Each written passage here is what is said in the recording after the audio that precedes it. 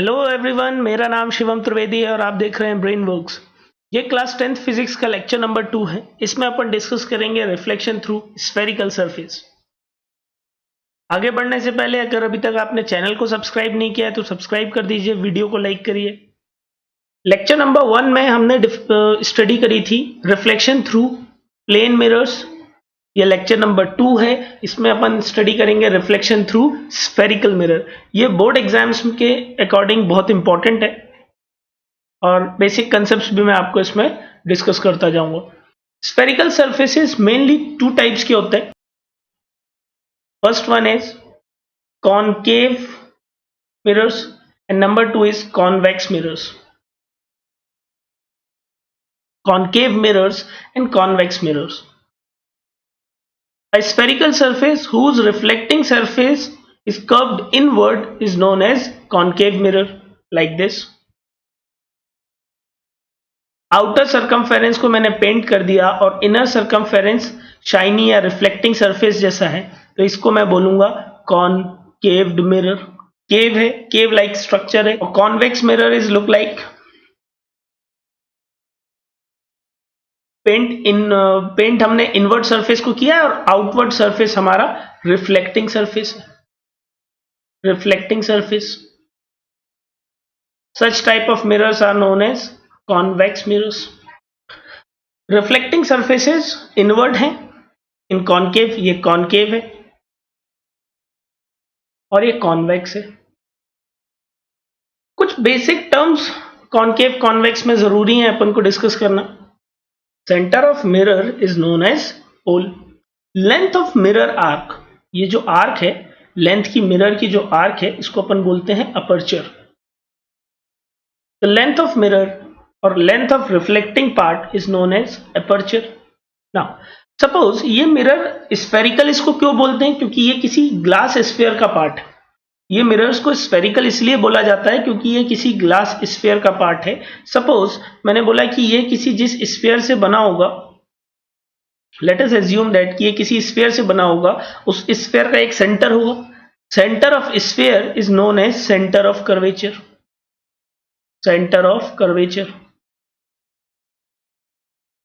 Line joining centre of curvature and pole, line joining centre of curvature and pole is known as principal axis. यहां पे school वाला principal आता है, principal axis. Distance between centre of curvature and principal pole is known as radius of curvature, is known as radius of curvature. Got my point? Same terms convex के लिए भी हैं। That means ये center point is known as principal, इसको P से denote करते हैं, इसको अपन P से denote करते हैं। It is represented by P. Radius of sphere is known as center of curvature. Distance between pole and center of curvature is known as radius of curvature, R से represent करते हैं। Length of mirror or length of reflecting surface is known as aperture, aperture of mirror. And line joining center of curvature to and center of curvature and pole is known as principal axis. Same terms है, just take a screenshot।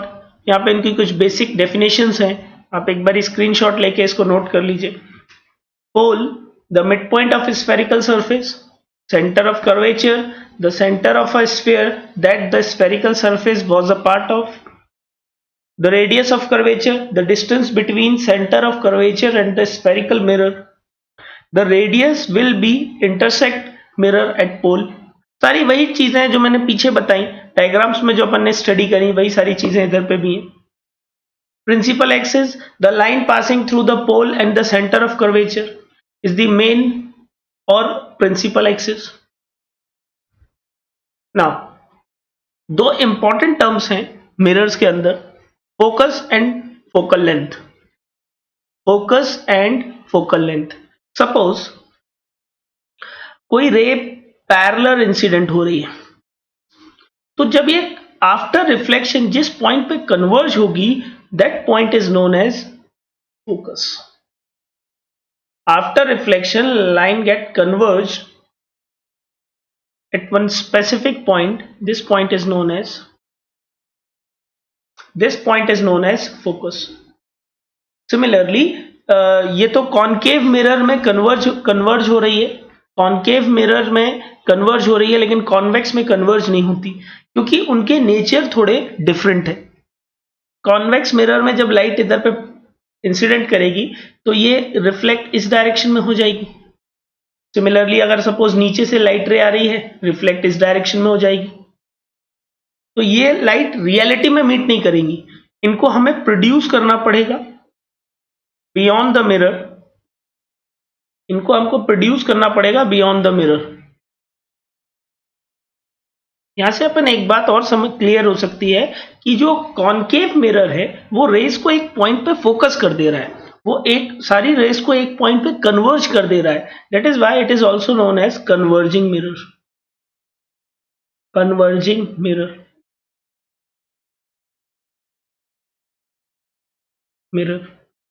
And convex mirror, इसने क्या किया, race parallel आ रही थी, after reflection diverge हो गई. In front of mirror ये दूर जा रही थी, दैट मीन्स इसने क्या कर दिया, यहाँ पे डाइवर्जिंग नेचर शो किया, इसीलिए इसको अपन डाइवर्जिंग मिरर भी बोलते हैं. Is also known as diverging mirror. Diverging mirror. तो फोकस क्या है, take a concave mirror, all the rays parallel to principal axis converge at a point between pole and center of curvature. This point is called focus. This point is called focus. That means वही parallel rays आएंगी after reflection, जिस point पे focus करेंगी, that point is known as focus. और distance between focus and principal axis, distance between focus and principal pole, distance between focus and principal pole is known as focal length. Focal length. यहां पे भी ये पोल और focus के बीच में जो distance है is known as focal length. In previous lecture हमने देखा था इमेजेस मेनली टू टाइप की होती है. First one is real image और second one virtual image. Real image के साथ एक उसका सेकेंडरी पैरामीटर है, जो भी रियल इमेज फॉर्म होती है ये हमेशा इन्वर्टेड होती है और वर्चुअल इमेज हमेशा इरेक्ट होती है. रियल इमेजेस हमेशा इन्वर्टेड होती हैं, वर्चुअल इमेज हमेशा इरेक्ट होती है.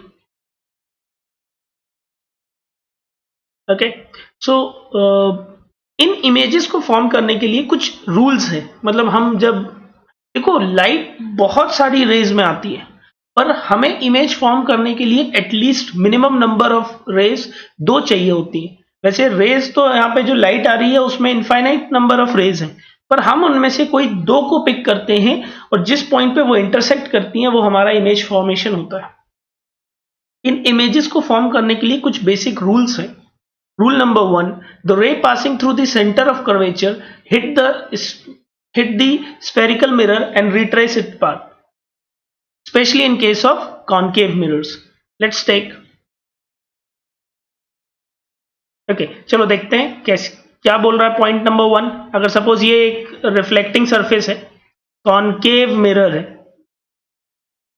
कॉन्केव मिरर के सेंटर ऑफ कर्वेचर पे अगर मैं लाइट थ्रो करता हूं या कोई भी लाइट जो सेंटर ऑफ कर्वेचर से पास होती है, ये आफ्टर रिफ्लेक्शन इसी पाथ को रिट्रेस कर लेती है अनडाइवर्टेड. इसमें डेविएशन नहीं होता.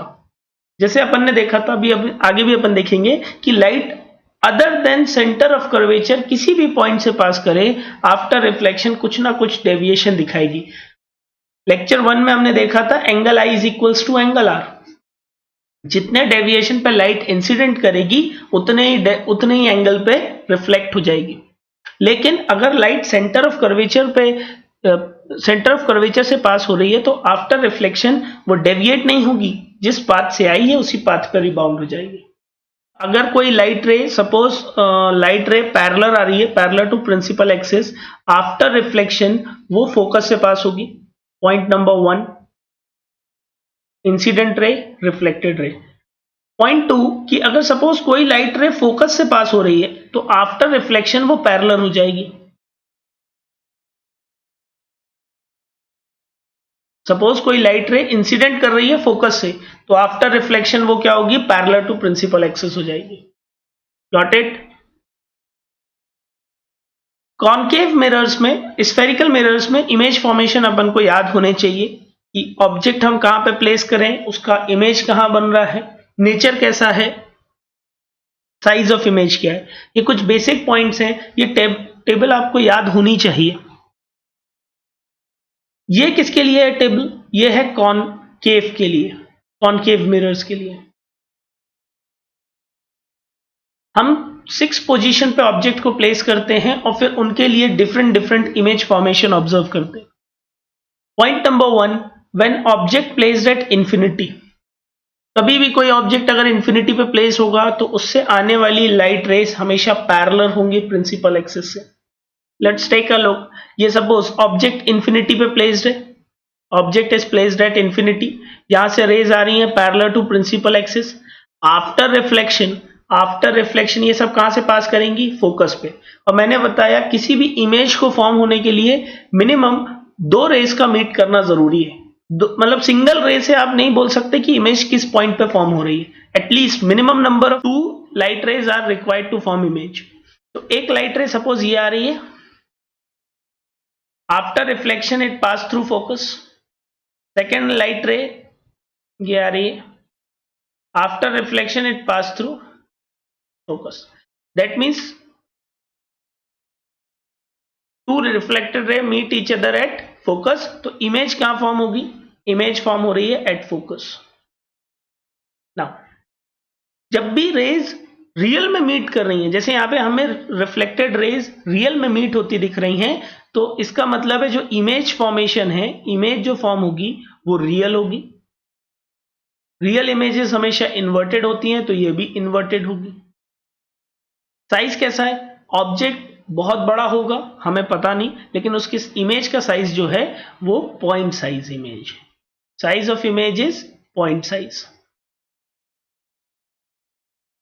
Size of image is point size. अच्छा, अब क्या ये सही है कि इमेज ऑब्जेक्ट बड़ा है, ये कैसे पता चल गया? आपने स्टार्स को देखा है, स्टार्स रियलिटी में हमको एक पॉइंट के अलावा कुछ नहीं दिखते, पर क्या रियलिटी में स्टार्स पॉइंट साइज है? नहीं, उनका साइज बहुत ह्यूज है, बहुत ज्यादा बड़े हैं, पर उनकी इमेज कितनी बनती है, पॉइंट साइज। और वो प्लेस्ड कहाँ है, बहुत ज्यादा दूर, अप्रोक्सीमेटली इनफाइनाइट डिस्टेंस में। Point number 2, point size image real and inverted placed at focus, image formed at focus point size or highly diminished real and inverted. Point number 2 is beyond center of curvature, beyond center of curvature मतलब हमने object कहां place कर दिया, पीछे, centre of curvature के पीछे। ये centre of curvature है, यहां पे हमने ऑब्जेक्ट प्लेस कर दिया। एक ray parallel to principal axis गई, आफ्टर रिफ्लेक्शन ये कहां से पास कर गई, फोकस से। और दूसरी रे जो सेंटर ऑफ कर्वेचर से गई आफ्टर रिफ्लेक्शन, वो उसी पाथ को रिबाउंड कर गई। दैट मीन्स दोनों रेज एक दूसरे को मीट का करी between centre of curvature and focus.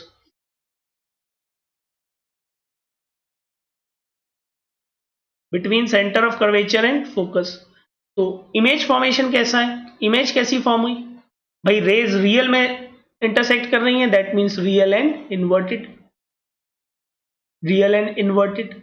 Position कहां है, between C and F, position कहां पे है इसकी, between C and F. And size क्या है, ऑब्जेक्ट देखो डायग्राम में कंपैरेटिव कंपैरिजन कर सकते हो, ए बी की साइज बड़ा है और इमेज छोटी है, तो इमेज कैसी बनेगी, smaller than object, smaller than object. Look at this, beyond C, image form between F and C, diminished or smaller than object,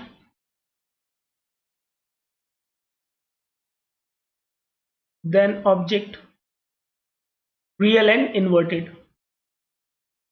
next देखते हैं थर्ड केस है एट सी।